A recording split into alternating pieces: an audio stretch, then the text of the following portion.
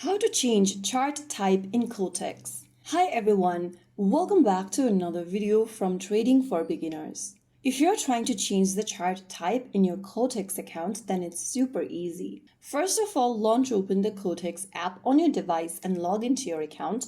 Now, go ahead and tap on the drop down at the top left and select any trading assets. And once you're inside this chart page, click on this little chart icon. You'll then be able to see different chart types available, such as area, candles, bars, Heikin Ashi, etc.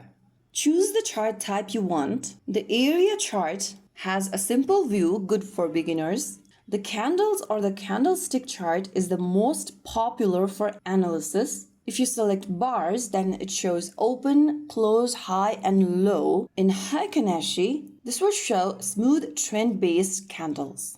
So just make your selection and you'll be able to see the chart type changed immediately. If you're just starting, you can use the area chart. If you want proper trading analysis, you can choose candles.